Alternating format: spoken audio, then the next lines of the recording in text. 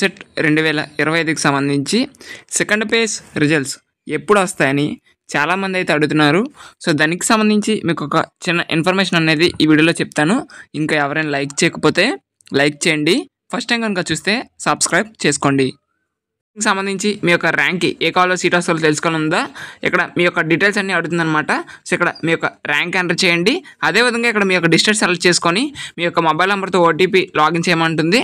So ఆ login అయిపోయిన తర్వాత ఇక్కడ ఫైండ్ కాలేజెస్ అని కనబడుతుంది కదా, సో దీని మీద అయితే ట్యాప్ చేయండి. మీ యొక్క ర్యాంక్కి టాప్ కాలేజెస్ లిస్ట్ అనేది డిస్ప్లే అయితే అవుతుంది.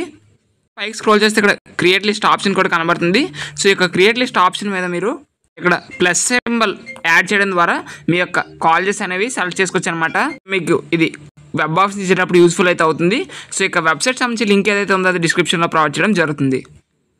సెకండ్ పేజ్ రిజల్ట్స్ ఎప్పుడు వస్తాయి అనే విషయం మీద వెబ్సైట్ వాళ్ళకి మెయిల్ చేయడం జరిగింది. సో బట్ వాళ్ళ దగ్గర నుంచి మాత్రం ఎటువంటి రిప్లై కూడా రాలేదు. సో నేను మీకు అది డిస్ప్లే కూడా చేస్తున్నాను. సో మనకి వాళ్ళ దగ్గర నుంచి ఎటువంటి రిప్లై రాలేదు.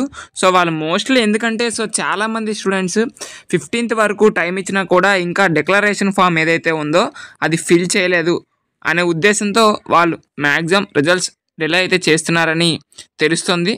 సో మ్యాక్సిమం ఈ యొక్క రిజల్ట్స్ ఏవైతే ఉన్నాయో ఎక్స్పెక్టెడ్గా అయితే మాత్రం 25th లోపు ఏ డేట్లోనైనా వచ్చే అవకాశాలు ఉన్నాయి. సో వాళ్ళు ఇంకా డిలే చేయాలి అనుకుంటే మాత్రం సో ఇంకా చాలామందికి ర్యాంక్స్ ఇవ్వాలి అనే ఉద్దేశంతో ఉంటే మనకి ఈ మంత్ 30th వరకైనా ఈ యొక్క రిజల్ట్స్ అనేవి డిలే అయ్యే అవకాశాలు అయితే ఉన్నాయి. సో రిజల్ట్స్ సంబంధించి ఇంకా ఏదైనా అప్డేట్ వచ్చినా మీ వరకు ఇన్ఫామ్ చేయడం జరుగుతుంది. కాబట్టి మన ఛానల్ అయితే సబ్స్క్రైబ్ చేయండి. Thank you.